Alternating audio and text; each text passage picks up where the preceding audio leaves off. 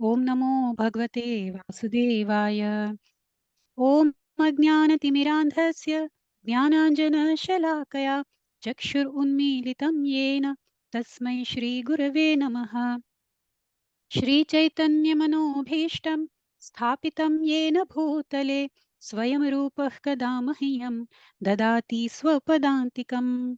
वन्देऽहं श्रीगुरुः श्रीयुतपदकमलं श्रीगुरून् वैष्णवांश्च श्रीरूपं साग्रजातं सहगण रघुनाथान्वितं तं सजीवं साद्वैतं सावधूतं परिजनसहितं कृष्णचैतन्यदेवं श्रीराधाकृष्णपादान् सहगण ललिता श्रीविशाखान्वितांश्च। हे कृष्ण करुणा सिन्धो दीनबन्धो जगत्पते गोपेश गोपिका कान्त राधाकान्त नमोऽस्तुते। तप्त काञ्चन गौराङ्गे राधे वृन्दावनेश्वरी वृषभानुसुते देवी प्रणमामि हरिप्रिये। वाञ्छकल्पतरुभ्यश्च कृपा सिन्धुभ्य एव च पतितानां पावनेभ्यो वैष्णवेभ्यो नमो नमः। नमः ॐ विष्णुपादाय कृष्णपृष्ठाय भूतले श्रीमते भक्तिवेदान्त स्वामिनिति नामिने। नमस्ते सरस्वते देवे गौरवाणी प्रचारिणे निर्विशेषशून्यवादी पाश्चात्यदेशतारिणे। जय श्री कृष्ण चैतन्य प्रभु नित्यानंद श्री अद्वैत गदाधर श्रीवासादि गौर भक्तवृंद। हरे कृष्ण कृष्ण कृष्ण हरे हरे हरे राम राम राम हरे हरे। हरे कृष्ण कृष्ण कृष्ण हरे हरे हरे राम राम राम हरे हरे। हरे कृष्ण कृष्ण कृष्ण हरे हरे हरे राम राम राम हरे हरे। हरे कृष्णा। सभी को दंडवत प्रणाम। और हरे श्री कृष्ण। श्री राधा गोविंद का की दर्शन हम सभी दीप्ति माता जी हम सभी को दे रहे हैं। हरे कृष्ण। हरे हरि कृष्णा। बोल। हरे कृष्णा माता जी, दंडवत प्रणाम।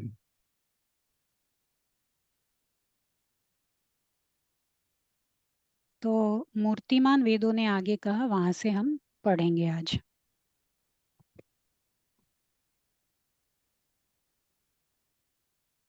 हरे कृष्ण माता जी। कृष्ण लीला श्रीला प्रभुपाद द्वारा श्रीला प्रभुपाद की जय। मूर्तिमान वेदों ने आगे कहा, प्रिय भगवान, हमारा निष्कर्ष यह है कि समस्त जीवन आपकी भौतिक शक्ति द्वारा आकर्षित है तथा वे आपके साथ अपने सनातन संबंध को भूलकर एक प्रकार के शरीर से दूसरे शरीर में देहांतरण कर रहे हैं। अज्ञानवश ये जीव स्वयं को भिन्न भिन्न योनियों में एक रूप मानने की भूल करते हैं। विशेष रूप से जब उनका उत्कर्ष मानव योनि तक हो जाता है, तब वे अपने सनातन सेवकों के रूप में अपने वास्तविक स्वरूप को भूलकर किसी विशेष वर्ग, देश, जाति तथा तथाकथित धर्म के मनुष्य के साथ अपनी पहचान जोड़ लेते हैं। जी, जीवन की इस दोषपूर्ण धारणा के कारण उन्हें बारंबार जन्म मरण का भागी बनना होता है। ऐसे करोड़ों लोगों में से ही यदि कोई एक जीव बुद्धिमान हो जाता है, तब भक्तों के संसर्ग के द्वारा उसे कृष्ण भावनामृत की समझ प्राप्त होती है तथा वह मिथ्या भौतिक धारणाओं के अधिकार क्षेत्र से बाहर आ जाता है। हरे कृष्णा। हरे कृष्णा। तो कल हम देख रहे थे कि जीवात्मा और परमात्मा उन दोनों के बीच जो है वो अंतर है। और हालांकि परमेश्वर में सब लीन हो जाते हैं महाप्रलय के बाद, लेकिन फिर भी जीवात्मा का जो अस्तित्व है वो बना रहता है। ये हम कल देख रहे थे। तो अब आगे मूर्तिमान वेद इसी के संदर्भ में आगे बोलते हैं कि क्योंकि जो सारी योनियों से मतलब देहांतरण होता है सारे योनियों में जीवात्मा का, तो इसीलिए जीवात्मा जो है वो फिर भूल जाता है और उसका एक ही रूप मानने की भूल करता है। वो भूल जाता है जीवात्मा और परमात्मा के संबंध को। तो जब एक उत्कर्ष मानव योनि तक वो आ जाता है वो जीवात्मा, तब वे भगवान के सनातन सेवकों के रूप में अपने वास्तविक स्वरूप को भूलकर किसी विशेष वर्ग, देश, जाति अथवा तथाकथित धर्म, इनमें वो अपनी पहचान जो है वो जोड़ लेता है। लेकिन इसके बाद आगे इसी मनुष्य जीवन में इस दोषपूर्ण धारणा के कारण इसीलिए उस जीवात्मा को बारंबार जन्म मरण का भागी बनना पड़ता है। अब ऐसे करोड़ों लोग में से यदि कोई एक जीव जो है बुद्धिमान हो जाता है प्रामाणिक गुरु के निर्देशन में, तब जो है यहाँ पे भक्तों के संसर्ग में या प्रामाणिक गुरु के निर्देशन में, तब जो है उसे कृष्ण भावनामृत की समझ प्राप्त होती है और तब ये मिथ्या भौतिक धारणाएं जो हैं उसके अधिकार क्षेत्र से वो बाहर आ जाता है। हरे कृष्ण। आगे पढ़ते हैं। हरे कृष्ण। निरंजन मिश्र प्रभु जी आप पढ़ लीजिए। कृष्ण माता जी, चैतन्य चरितामृत में भगवान श्री चैतन्य ने इस बात की पुष्टि की है कि इस ब्रह्मांड में जीव अनेक योनियों में भटक रहे हैं, किंतु यदि उनमें से कोई एक गुरु तथा भगवान श्री कृष्ण की कृपा से पर्याप्त बुद्धिमान हो जाता है, तब वह कृष्ण भावनामृत में अपना भक्ति पूर्वक जीवन प्रारंभ कर देता है। कहा गया है कि हरि बिना ना मूर्ति तरती, श्री भगवान की सहायता से बिना प्राणी बारंबार जन्म मरण में फंसने से मुक्ति नहीं हो सकता है। दूसरी शब्दों में केवल परमेश्वर श्री भगवान ही बुद्धात्मा को कब बारंबार जन्म मरण के चक्र में छुटकारा दिला सकता है। हरे कृष्णा माता जी। हरे कृष्णा। तो इस पैराग्राफ में क्या हम जानते हैं कि भगवान की कृपा से ही जो है हमें गुरु भी मिलते हैं और भगवान की कृपा से ही जो है हम मतलब एक बद्ध आत्मा जो है वो इस जन्म मरण के मृत्यु से चक्कर से जो है वो छुटकारा उसको मिल सकता है। तो केवल परमेश्वर श्री भगवान ही बद्ध आत्माओं को बारंबार जन्म मरण के चक्र से छुटकारा दिला सकते हैं। और भगवान की कृपा भी कैसी होती है कि भगवान की कृपा से ही हमें एक प्रामाणिक गुरु भी मिलते हैं। तो वो गुरु के निर्देशन में भी, गुरु के आदर जो वो आदेश देते हैं उनको फॉलो करके भी जो है, तो वो भी एक भगवान की कृपा ही हुई। तो भगवान की कृपा से ही जो है वो एक बद्ध आत्मा इस जन्म मृत्यु के चक्कर से छुटकारा पा सकता है। हरे कृष्ण। आगे पढ़ते हैं। हरे कृष्ण। गुंजन माता जी आप पढ़ लीजिए। हरे कृष्ण माता जी। श्रीला प्रभुपाद जी की जय। मूर्तिवान वेदों ने आगे स्तुति की, भूत वर्तमान तथा भविष्य काल का प्रभाव तथा भौतिक दुख जैसे कि अति ताप, अति शीत, जन्म मृत्यु, जरा तथा व्याधि आदि समस्त आपकी भू भंगिमाएं है। प्रत्येक वस्तु आपके संकेत पर कार्य कर रही है। भगवत गीता में कहा गया है कि समस्त भौतिक गतिविधियों भगवान श्री कृष्ण के निर्देशन में हो रही है। जो आपके प्रति शरणागत नहीं है, ऐसे व्यक्तियों के लिए भौतिक अस्तित्व की समस्त दशाएं विरोधी तत्व है, किंतु शरणागत तथा पूर्ण रूपेण कृष्ण भावनामृत में स्थित आत्माओं के लिए ये वस्तुएं भय का कारण नहीं हो सकती है। जब भगवान नरसिंह देव प्रकट हुए थे तब प्रहलाद महाराज उनसे भयभीत नहीं हुए थे, जबकि उनके नास्तिक पिता को मूर्तिवान यमराज का साक्षात्कार हुआ तथा उसका वध कर दिया गया। यद्यपि हिरण्यकशिपु जैसे नास्तिक के लिए नरसिंह देव मृत्यु के रूप में प्रकट हुए, तथापि प्रहलाद महाराज जैसे भक्तों के लिए वे सदैव ही दयालु तथा समस्त दुखों के सागर है। अतएव एक विशुद्ध भक्त जन्म मृत्यु जरा तथा व्याधि से भयभीत नहीं होता। हरे कृष्णा माता जी। हरे कृष्णा। तो यहाँ क्या कह रहे हैं मूर्तिमान वेद के, एक कृष्ण भावनामृत व्यक्ति जो होता है, जो एक भगवान का शुद्ध भक्त होता है, उसको कभी भी किसी भी परिस्थितियां, ये जो सारी परिस्थितियां बताए ना, भूत वर्तमान भविष्य काल का प्रभाव और ये भौतिक दुख जैसे कि ताप, शीत, जन्म मृत्यु, जरा व्याधि, इन समस्त जो दशाएं हैं उनसे वो भयभीत नहीं होता है। और भगवान के वो जो शुद्ध भक्त होता है वो क्यों भयभीत नहीं होता है? क्योंकि वो पूर्ण रूप से भगवान के शरणागति हो जाता है। और भगवान के शरणागति होना मतलब भगवान जो है उस भक्त को अभय प्रदान करते हैं। तो यहाँ पे भक्त प्रहलाद महाराज के बारे में बोल रहे हैं कि जब नरसिंहदेव प्रकट हुए तो प्रहलाद महाराज जो है वो बिल्कुल भी भयभीत नहीं हुए। लेकिन जो हिरण्यकशिपु जो नास्तिक है, उस प्रहलाद महाराज के पिता, वो जो नास्तिक है उनको भगवान से जो है वो भय हुआ। क्यों? क्योंकि वे उनके मृत्यु के रूप में उन्हें दिखाई दिए और इसीलिए वो भयभीत हुए। लेकिन प्रहलाद महाराज जो है वो एक शुद्ध भक्त हैं, शुद्ध भक्त थे, इसीलिए वो बिल्कुल भी भगवान से जो है वो भयभीत नहीं हुए। तो एक विशुद्ध भक्त जन्म मृत्यु जरा तथा व्याधियों से भयभीत नहीं होता। स्वयं भगवान ही जो है वो उस भक्त को अभय प्रदान करते हैं। हरे कृष्ण। आगे पढ़ते हैं। हरे कृष्णा। चरण सिंह राणा प्रभु जी, आप पढ़ लीजिए। हरे कृष्णा। दंडवत प्रणाम सभी को। श्रील प्रभुपाद जी की जय। श्रीपाद श्रीधर स्वामी ने एक सुंदर पद की रचना की है, जिसका तात्पर्य इस प्रकार है। मैं भौतिक अस्तित्व की दशाओं द्वारा निरंतर उद्विग्न होने वाला एक जीव हूँ। भौतिक अस्तित्व के विनाशकारी चक्र ने मुझे विभिन्न खंडों में भंग कर दिया है। इस भौतिक जगत में रहते हुए किए गए अपने अनेक पाप कर्मों में मैं भौतिक फल की प्रज्वलित अग्नि में दग्ध हो रहा हूँ। हे भगवान, किसी प्रकार मैं अब आपके चरणार विंदों की शरण में आ गया हूँ। कृपया मुझे स्वीकार कीजिए तथा मुझे अभयदान दीजिए। श्री नरोत्तम दास ठाकुर भी इसी प्रकार स्तुति करते हैं। प्रिय भगवान, हे नंदलाल, वर्षभानु सुता के स्वामी, जीवन की भौतिक दशा से अत्यंत दुखी होने के उपरांत मैं आपके चरण कमलों की शरण में आया हूँ। मैं यही प्रार्थना कर रहा हूँ कि कृपया आप मुझ पर दयालु हो जाएं। कृपया मुझे न ठुकराएं। आपके अतिरिक्त मेरा कोई आश्रय नहीं है। हरे कृष्ण माता जी। हरे कृष्णा। तो हमें भी ये दो एकदम विशुद्ध भक्त जो हैं, श्रीपाद श्रीधर स्वामी और नरोत्तम दास ठाकुर जी, ये दोनों एकदम विशुद्ध भक्त हैं। तो इनकी प्रार्थनाएं से हमें क्या सीख मिलती है कि हमें भी ये प्रार्थना करनी चाहिए भगवान से, ना कि हम भौतिक सुख मांगे भगवान से या भौतिक चीजों को हमें नहीं मांगना चाहिए। हमें भगवान के शरणागति होना है और उनकी ही कृपा हमें जो है वो मांगनी है, भक्ति भी मांगनी है।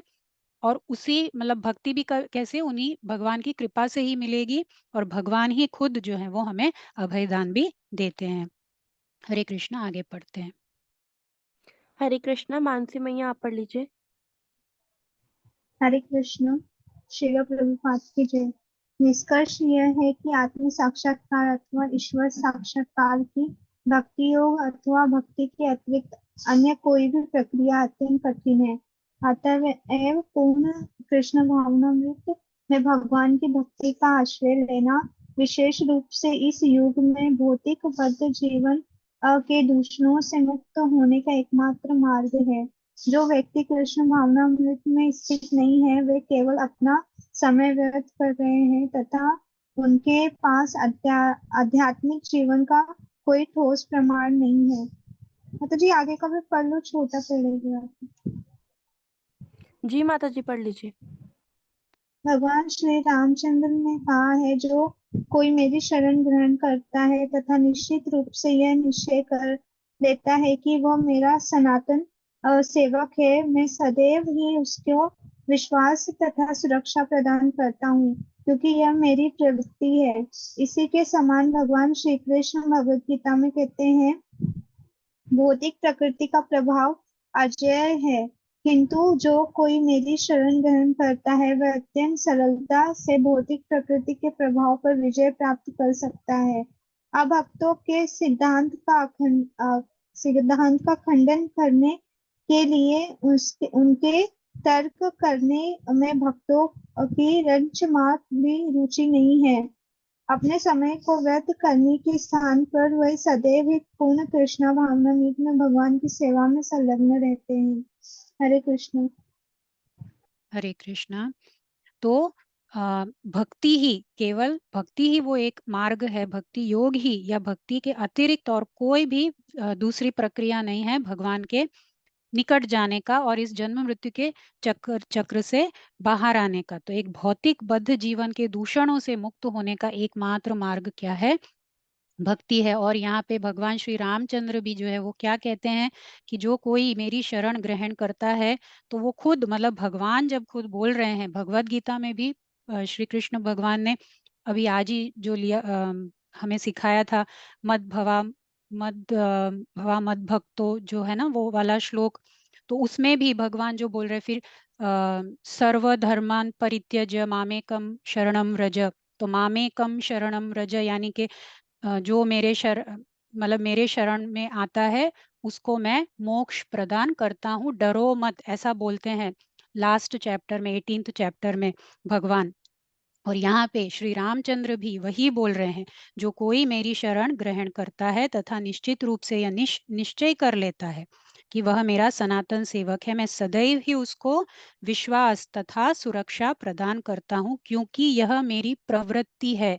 तो भगवान का भी ये धर्म है, जैसे हमारा भी एक धर्म होता है ना, हम सभी का धर्म मतलब क्या सही है वो करना और क्या गलत है वो ना करना, इसको धर्म बोलते हैं। तो हम सभी को भी जिस तरह से धर्म सिखाया जाता है या हमारे कर्तव्य सिखाए जाते हैं, उसी तरह से भगवान के भी कुछ धर्म और कुछ कर्तव्य होते हैं, लेकिन वो भगवान फॉलो करते हैं और वो तो परम श्रेष्ठ है, उनको हमें मतलब कहने की जरूरत नहीं है देखो मैं अपना धर्म फॉलो कर रहा हूँ, है ना। ऐसे वो हम उनसे क्वेश्चन भी नहीं कर सकते, लेकिन भगवान जो कहते हैं वो करते जरूर हैं।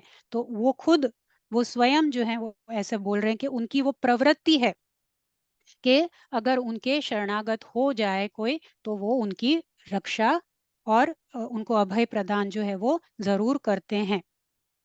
तो भगवत गीता में भी हमने देखा है, बहुत सारे श्लोकों में भगवान बार बार बोलते हैं। तो भौतिक प्रकृति का प्रभाव जो है वो अजय है, किंतु जो कोई मेरी शरण ग्रहण करता है वह अत्यंत सरलता से भौतिक प्रकृति के प्रभाव पर विजय प्राप्त कर सकता है। तो हम अपने आप से तो नहीं कर सकते इस माया को, मतलब माया के अधीन ही हम रहेंगे, लेकिन जब भगवान की शरण में हम जाते हैं तो भगवान खुद ही जो है वो हमें इस माया से हमें मतलब दूर करते जाते हैं, धीरे धीरे जो माया का पर्दा है हमसे उठाते जाते हैं भगवान।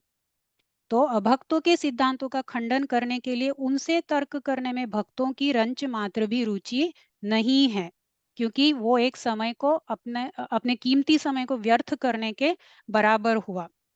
इसीलिए पूर्ण कृष्ण भावनामृत में भगवान की सेवा में संलग्न रहना ही जो है वही जो है एक शुद्ध भक्त सोचता है, मतलब वही करता है, और ना कि जो अभक्त हैं उनको मतलब ये प्रूव करने के लिए वो जो भक्त है वो अपना समय बर्बाद नहीं करता। हरे कृष्णा, आगे पढ़ते हैं। हरे कृष्णा। ललिता गुप्ता माता जी, आप पढ़ लीजिए। हरे कृष्णा माता जी, धन्यवाद। मूर्तिमान वेदों ने आगे स्तुति की, प्रिय भगवान, महान योगियों का अपने मन रूपी मातंग पर और इंद्रिय रूपी तूफान पर पूर्ण नियंत्रण हो सकता है, तथापि जब तक वे एक प्रामाणिक गुरु की शरण में नहीं जाते हैं वे भौतिक प्रभाव के शिकार बने रहते हैं तथा आत्म साक्षात्कार के अपने प्रयास में कभी सफल नहीं होते हैं। ऐसे गुरुहीन लोगों की तुलना नाविक रहित जलयान पर समुद्र में जाने वाले व्यापारियों से की गई है। अतः अपने व्यक्तिगत प्रयासों के द्वारा कोई भी व्यक्ति भौतिक प्रकृति के चंगुल से छुटकारा नहीं प्राप्त कर सकता। व्यक्ति को एक प्रामाणिक गुरु स्वीकार करके उनके निर्देश के अनुसार कार्य करना पड़ता है, तभी भौतिक दशाओं के अज्ञान पर विजय प्राप्त करना संभव है। इस संबंध में श्रीधर गोस्वामी ने एक उत्तम पद की रचना की है, जिसमें वे कहते हैं, हे परम दयालु गुरुदेव, आप श्री भगवान के प्रतिनिधि हैं। मेरा मन कब पूर्ण रूपेण आपके चरण कमलों की शरण में आएगा, तभी केवल आपकी दया से मैं आध्यात्मिक जीवन के मार्ग की समस्त बाधाओं से मुक्ति पाने तथा आनंदमय जीवन में स्थित होने में समर्थ हो सकूंगा। हरे कृष्णा। धन्यवाद माता जी, धन्यवाद। हरे कृष्णा। तो अब मूर्तिमान वेद जो है वो आगे एक प्रामाणिक गुरु के बारे में, उनका क्या इम्पोर्टेंस है उसके बारे में वो बोल रहे हैं कि जब तक वे एक प्रामाणिक गुरु के शरण में नहीं जाते हैं वे भौतिक प्रभाव के शिकार बने रहते हैं। ये भौतिक रूपी जो है मतलब भौतिक प्रभाव जो है वो किस तरह से, मतलब उसको कंपेयर किया है तो मन रूपी मातंग या फिर इंद्रिय रूपी तूफान। तो क्या तूफान से हम लड़ सकते हैं? हम खुद स्वयं नहीं, हम नहीं लड़ सकते, क्योंकि हमें उतना ज्ञान ही नहीं है कि किस तरह से उससे लड़ना चाहिए। तो हमें कौन हेल्प करता है? तो एक प्रामाणिक गुरु हमें रास्ता दिखाते हैं। तो यहाँ पे उसी तरह से मतलब एक बहुत अच्छा उदाहरण दे रहे हैं कि ऐसे गुरुहीन लोगों की तुलना नाविक रहित जलयान पर समुद्र में जाने वाले व्यापारियों से की गई है। तो अगर उस नाव में कोई चलाने वाला है ही नहीं और उसमें लोग हैं या व्यापारियां हैं उस नाव के अंदर, तो वो व्यापारी को ना वो नाव चलाना आता है और ना वो कहाँ जा रहे हैं, क्या हो रहा है, ये कुछ उनको पता नहीं चलता है। तो उसी तरह से एक गुरु बिना जो एक व्यक्ति होता है, एक प्रामाणिक गुरु बिना एक व्यक्ति होता है, वो भी एकदम उद्विग्न रहता है। क्यों? क्योंकि उसे वो क्या कर रहा है पता नहीं चल रहा है, वो कहाँ उसको जाना चाहिए ये नहीं पता चल रहा है, कौन सी दिशा में वो जा रहा है वो भी उसको पता नहीं चल रहा है।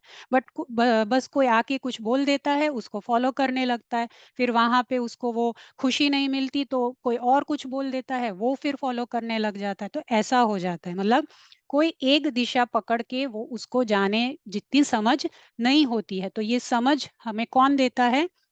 एक प्रामाणिक गुरु।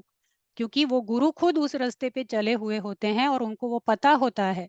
इसीलिए वो जो है जिस जिस रास्ते पे वो खुद जा रहे हैं, वो ही रास्ता जो है वो हमको भी बताते हैं। तो ये एक प्रामाणिक गुरु का इम्पोर्टेंस है। तो व्यक्ति को एक प्रामाणिक गुरु स्वीकार करके उनके निर्देश के अनुसार कार्य करना पड़ता है, तभी वो भौतिक दशाओं के अज्ञान पर विजय प्राप्त करना उसको संभव है। तो यहाँ पे श्रीपाद श्रीधर गोस्वामी भी वही प्रार्थना करते हैं कि केवल आपकी दया से ही मैं आध्यात्मिक जीवन के मार्ग की समस्त बाधाओं से मुक्ति पाने तथा आनंद में जीवन में स्थित होने में समर्थ हो सकूंगा। इसीलिए एक प्रामाणिक गुरु का साथ होना, उनके निर्देशन में रहना भी उतना ही इम्पोर्टेंट है। हरे कृष्णा, आगे बढ़ते हैं।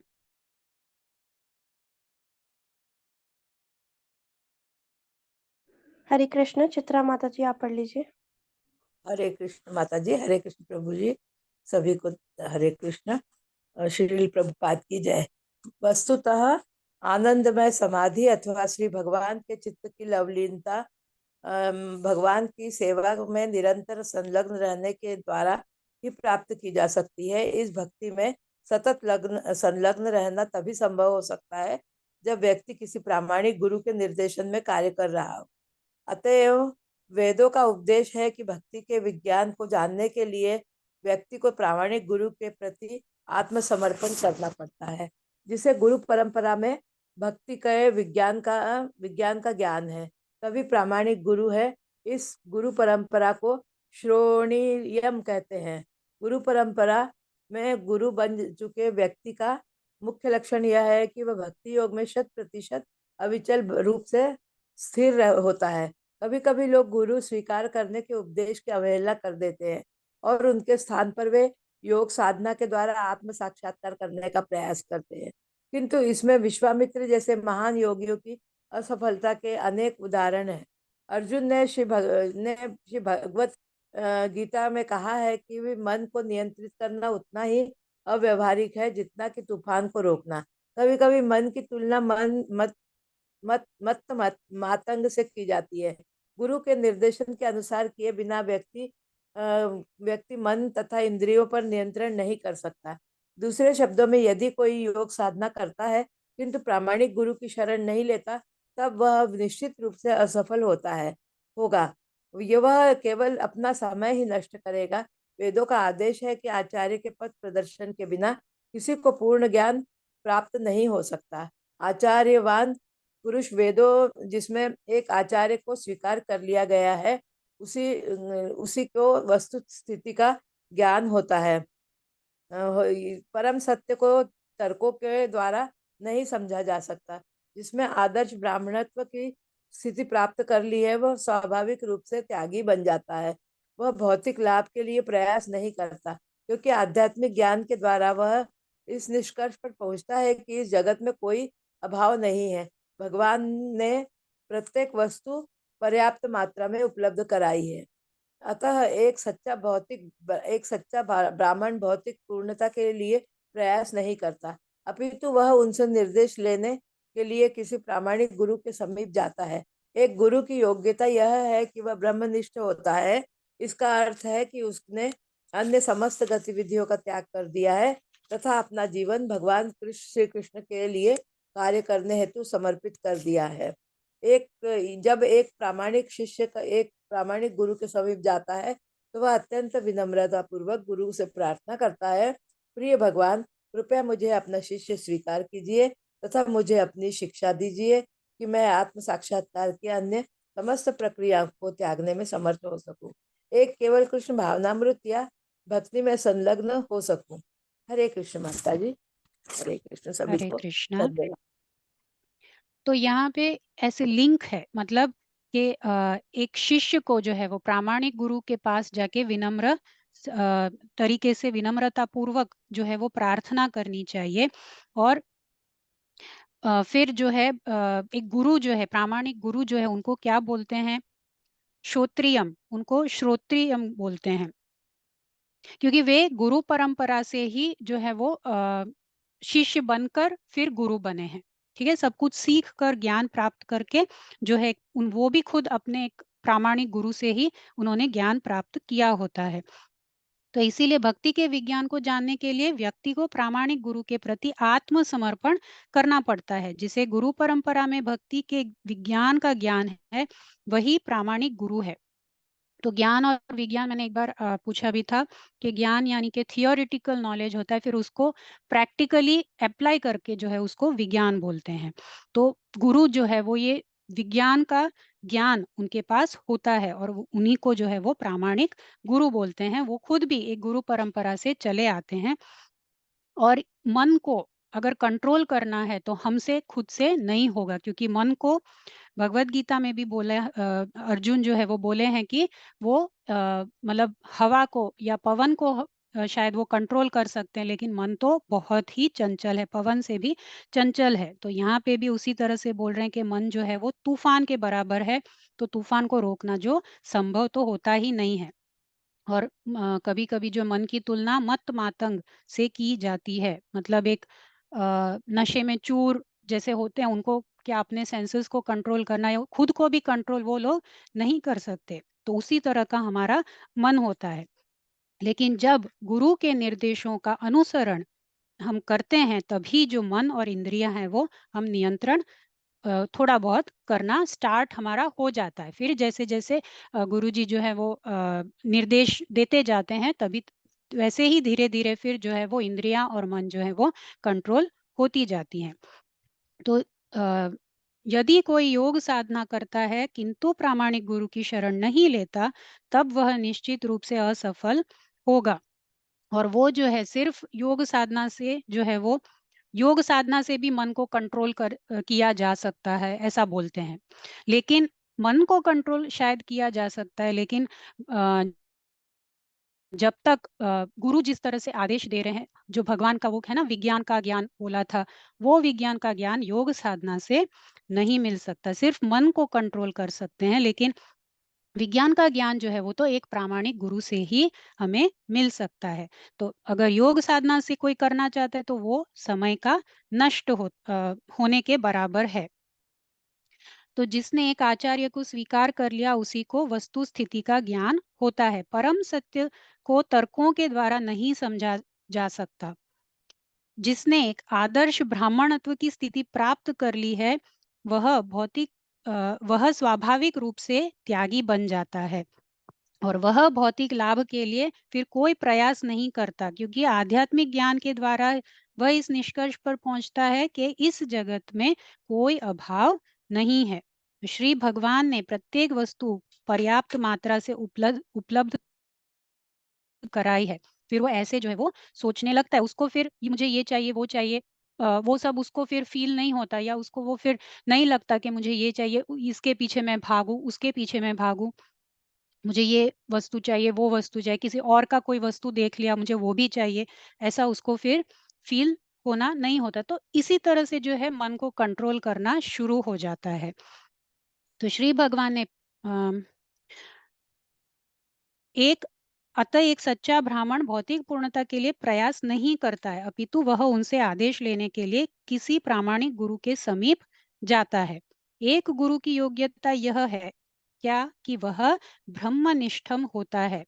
इसका अर्थ क्या हुआ कि उसने, मतलब गुरु ने अन्य समस्त गतिविधियों को त्याग कर दिया है तथा अपना जीवन जो है वो भगवान श्री कृष्ण के लिए कार्य करने के हेतु समर्पित कर दिया है।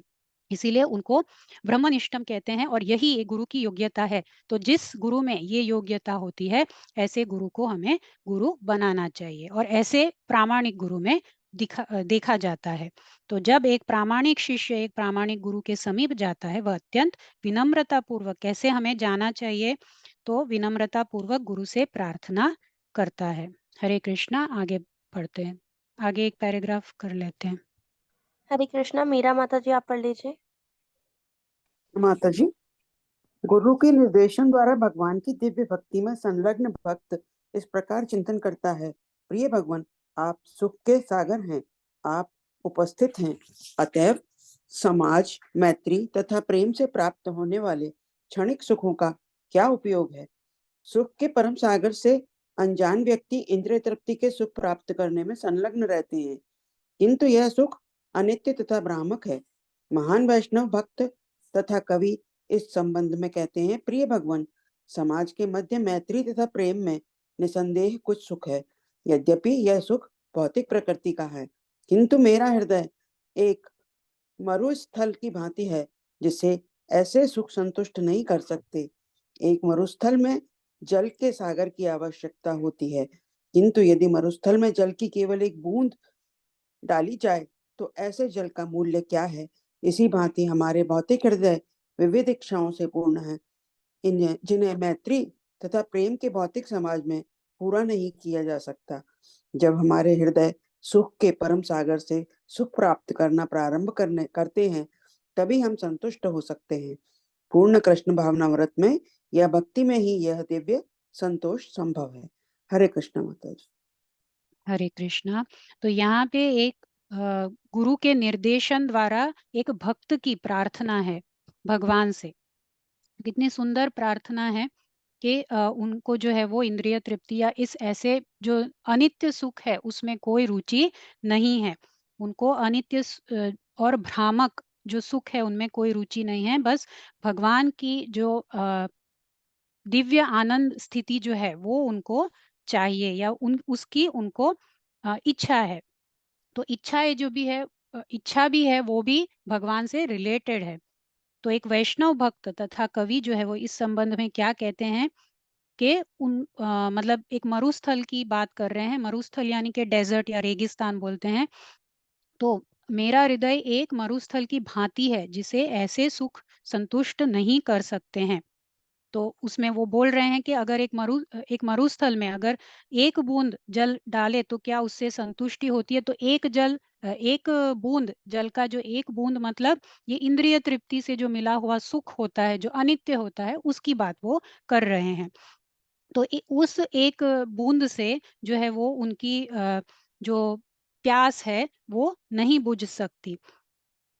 और इसी भांति हमारे भौतिक हृदय विविध इच्छाओं से पूर्ण है जिन्हें मैत्री तथा प्रेम के भौतिक समाज में पूरा नहीं किया जा सकता। तो जब हमारे हृदय सुख के परम सागर से सुख प्राप्त करना प्रारंभ करते हैं तभी हम संतुष्ट हो सकते हैं। पूर्ण कृष्ण भावनामृत में या भक्ति में ही वह दिव्य संतोष संभव है। तो ये एक वैष्णव भक्त की प्रार्थना होती है। हरे कृष्णा। प्रभु जी, हरे कृष्णा। क्लास मतलब आप स्पेशल क्लास अभी ले रहे हैं या और थोड़ा करना है कृष्णा बुक? हरे कृष्णा। चैतन्य प्रभु यस जी। माता जी कंटिन्यू कीजिए माता ji. Continue, you can continue. जी जी। तो आगे पढ़ते हैं। हरे कृष्णा। नीता माता जी आप पढ़ लीजिए। हरे कृष्ण।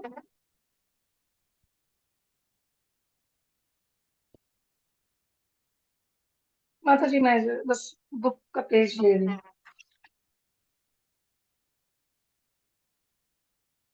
किसी और को दे दीजिए माता जी, आप बाद में पढ़िएगा माता जी। हरे कृष्णा। रीता पंडित वो सत्येंद्र मलिक प्रभु जी आप पढ़ लीजिए। हरे कृष्णा माता जी, हरे कृष्णा प्रभु जी। श्री प्रपाद जी की जय। श्री प्रपाद जी द्वारा मूर्तिमान वेदों वेदों ने आगे कहा, प्रिय भगवान, आप सच्चिदानंद विग्रह हैं, अर्थात ज्ञान के नित्य आनंद स्वरूप हैं। जीव आपके स्वरूप के ही अंश हैं, अतएव उनके अस्तित्व की स्वाभाविक स्थिति यह है कि वे आपके प्रति पूर्ण सचेत रहें। इस भौतिक जगत में जिसने भी ऐसे कृष्णा भावनामृत का विकास कर लिया है, उसे भौतिकवादी जीवन धारा में रुचि नहीं रहती। एक कृष्णा भावना भावित व्यक्ति की पारिवारिक जीवन अथवा ऐश्वर्यपूर्ण जीवन में रुचि नहीं रहती। उसे अपनी शारीरिक आवश्यकताओं के लिए अति अल्प सुविधाओं की आवश्यकता होती है। दूसरे शब्दों में, अब इंद्रिय तृप्तियों में उसकी रुचि नहीं रहती। मानव जीवन की पूर्ण ज्ञान तथा वैराग्य पर आधारित है। मानव जीवन की पूर्णता ज्ञान तथा वैराग्य पर आधारित है, किंतु गृहस्थ जीवन में रहते हुए ज्ञान तथा वैराग्य की स्थिति तक पहुंचने का प्रयास करना अत्यंत कठिन है। ऐसे लोगों को परमात्मा तथा जीवों के मध्य के संबंध का बोध होता है तथा वे शरीर को जीवन मानने की धारणा नहीं रखते। ऐसे लोग आपको पूर्ण चेतना के साथ सदैव अपने हृदय में धारण करते हैं। अतः वे इतने पावन हो जाते हैं कि वे जिस स्थान पर भी जाते हैं वह एक पावन तीर्थ स्थान बन जाता है। उनके चरण धोने वाला जल चरणोदक इस भौतिक जगत में भटकने वाले अनेक पापियों को मुक्त करने में समर्थ होता है। हरे कृष्णा माता जी। हरे कृष्णा। तो यहाँ पे क्या बोल रहे हैं आगे मूर्तिमान वेद के, एक कृष्ण भावना भावित व्यक्ति जो होता है उसको पारिवारिक जीवन अथवा ऐश्वर्यपूर्ण जीवन में रुचि नहीं रहती है। उसे अपने शारीरिक आवश्यकताओं के लिए भी जो है वो बहुत ही कम सुविधाओं की आवश्यकता होती है। जितना उसको बस अपना जीवन निकालने के लिए चाहिए होता है वो उतने ही सुविधाओं में वो संतुष्ट होता है। तो क्योंकि उसको जो वो इंद्रिय तृप्ति में अभी कोई रुचि नहीं रहती है, हालांकि उसके बाद अगर बहुत सारी चीजें होती भी हो लेकिन फिर भी उनमें रुचि नहीं होती। तो मानव जीवन की पूर्णता ज्ञान तथा वैराग्य पर आधारित है, लेकिन गृहस्थ जीवन में रहते हुए ज्ञान तथा वैराग्य की स्थिति तक पहुंचने का प्रयास करना अत्यंत कठिन है। तो ऐसे लोग यानी कि जो कृष्ण भावना भावित लोग होते हैं वो परमात्मा तथा जीवों के मध्य के संबंध का उनको बोध होता है तथा उनके जो शरीर जो है उस शरीर को भी केवल जीवन मानने की धारणा वो नहीं रखते। ऐसे लोग जो होते हैं उनको आपको यानी भगवान को पूर्ण चेतना के साथ सदैव अपने हृदय में धारण करते हैं। अतएव वे इतने पावन हो जाते हैं कि वे जिस स्थान पर भी जाते हैं वह भी एक पावन तीर्थ स्थान बन जाता है। तो एक कृष्ण भावना भावित व्यक्ति जो होता है, जैसे प्रभु जी ने रघुनाथ दास जी की कहानी कथा बताई थी, तो हालांकि उनके पास भी बहुत सारी सुविधाएं थी, इतना बहुत धन था, लेकिन उनको उसमें कोई रुचि नहीं थी। एक सुंदर पत्नी से भी उनका विवाह किया था, लेकिन फिर भी उस गृहस्थ जीवन में भी उनको कोई रुचि नहीं थी। और वो सिर्फ उनके प्रेजेंस से ही जो है वो लोग जो है मतलब वहां पे एक दिव्य स्थिति जो है वो मतलब एक भक्त मतलब वो एक तेज होता है, एक भक्त के आसपास जो है ना वो एक तेजस्वी बोलते हैं उनको, उनके मतलब चेहरे पे एक तेज होता है। तो उस तेज से ही जो है वहां पे वो जहाँ पे वो जाते हैं वहां भी जो है वो पावन तीर्थ स्थान बन जाता है। जहां जहाँ पे भी ऐसे भक्त जो जाते हैं वो भी तीर्थ स्थान बन जाता है। और उनके चरण धोने वाला जो जल जिनको चरणोदक बोलते हैं, इस भौतिक जगत में भटकने वाले कई अनेक पापियों को भी मुक्त करने में उतना सामर्थ्य उनमें वो उस भक्त के चरण धोने के वो चरणोदक में जो है वो होता है। हरे कृष्णा। हरे कृष्णा माता जी। हरि हरे बोल। कृष्णा प्रभु जैसे जी। कि भक्त के चरणों के बारे में माता जी बोल रहे हैं, तो बड़ी